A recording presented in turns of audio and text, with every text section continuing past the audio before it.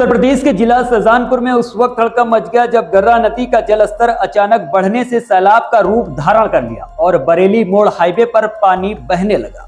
हालात इतने बिगड़ गए कि आश्रम, आवास विकास कॉलोनी, सुभाष नगर और काशीराम कॉलोनी समेत कई मोहल्लों में पानी भर गया। यहाँ तक कि मेडिकल कॉलेज भी जलभराव की चपेट में आ गया। स्थिति की गंभीरता को देखते हुए डीएम, एसपी और नगर आयुक्त समेत आला अधिकारी मौके पर पहुंचे और हालात का जायजा लिया। वहीं आपात स्थिति से निपटने के लिए एनडीआरएफ की टीम को बरेली मोड़ पर तैनात किया गया। शहर से होकर बहने वाली गर्रा नदी का जलस्तर बढ़ जाने से आसपास के कई मोहल्लों में पानी भर गया है।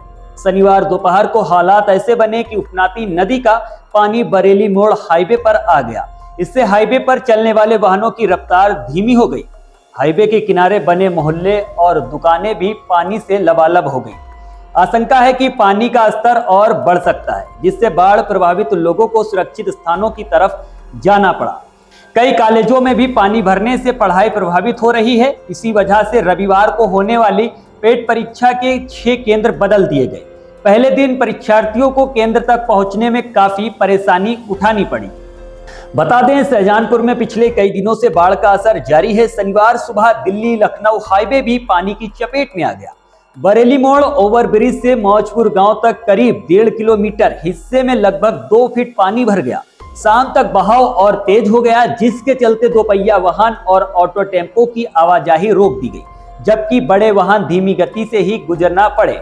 एडीएम रविंदर कुमार ने बताया कि हाईवे पर पानी के तेज बहाव को देखते हुए टीमें अलर्ट पर हैं। वहीं पीएससी की फ्लाइट यूनिट को भी लगाया गया है ताकि कोई हादसा ना हो सके। हाईवे की लगातार निगरानी की जा रही है। दूसरी तरफ हल्के वाहनों को रोके जाने से यात्रियों को अच्छी खासी परेशानी का सामना करना पड़ा और कई लोगों को पैदल ही सफर करना पड़ा। हाईवे पर आया ये पानी गर्रा नदी से पहुंचा है। गर्रा और खन्नौत नदियों का जलस्तर लगातार बढ़ रहा है। गर्रा नदी खतरे के निशान से 40 सेंटीमीटर और खन्नौत नदी 30 सेंटीमीटर ऊपर बह रही है। दोनों नदियों के किनारे बसी कॉलोनियों में भी पानी भर गया है।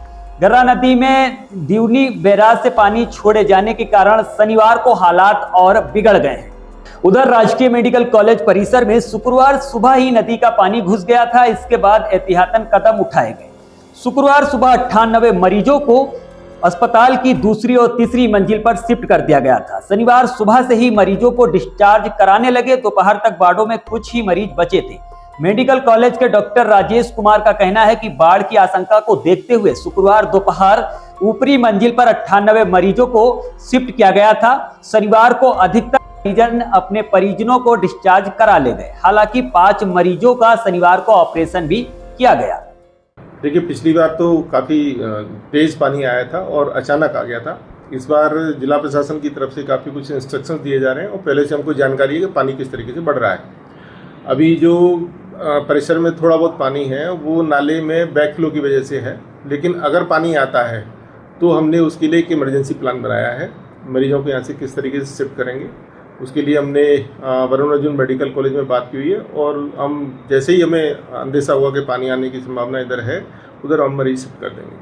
काफी कुछ नुकसान हुआ था पिछले वर्ष, जो इक्विपमेंट है उनको लेकर के काफी कुछ नुकसान हुआ था मेडिकल। इसमें हम पिछले 2-3 दिन से तैयारी कर रहे हैं कि जो भी इक्विपमेंट्स हैं, दवाइयाँ हैं और कंज्यूमेबल्स हैं वो हमारे ख़राब ना हो। तो हमने जो स्टॉक था अपना दवाइयों का, कंज्यूमेबल्स का, जिसे शिफ्ट कर सकते थे, फर्स्ट फ्लोर पर हमने शिफ्ट कर लिया है। वहाँ एक हमारा अलग से स्टोर है और जो स्टोर बचा हुआ है, जो माल शिफ्ट नहीं हो सकता है, उसमें हमने बाहर उसके एक दीवार लगा करके उसको प्लास्टर करा करके उसको कोशिश की है कि पानी उसमें प्रवेश ना करे। इसी तरीके से जो इक्विपमेंट हैं हमारे, अल्ट्रासाउंड है और जो एक्सरे मशीन है, उनको हमने ऊपर शिफ्ट किया है फर्स्ट फ्लोर पे। और जो मूवेबल नहीं हो सकते, जो मूव नहीं कर सकते, उन इंस्ट्रूमेंट के जहाँ रखे हुए हैं वहाँ उस भवन के सामने भी हमने एक दीवार लगाई हुई है, करीब 3 फीट के आसपास के, 2.5 से 3 फीट। उसको भी हमने सीमेंट करा करके उसको रोकने की कोशिश की है कि पानी इसमें प्रवेश ना करे। और बाकी जो हमारी पैथोलॉजी है और ब्लड बैंक है वो तो फर्स्ट फ्लोर पे है, तो वहाँ ऐसी कोई समस्या आएगी नहीं। और जो ट्रॉमा में हमारी ओटी थी, उस ओटी का सामान भी हमने ऊपर शिफ्ट किया है और जो मरीज हैं उनको हम फर्स्ट फ्लोर पर वो सुविधा दे रहे हैं। बाकी वर्तमान में अभी भी हमारे यहाँ इमरजेंसी रन कर रही है, हम मरीजों को ट्रीट कर रहे हैं और 92 पेशेंट हमारे यहाँ एडमिट भी हैं।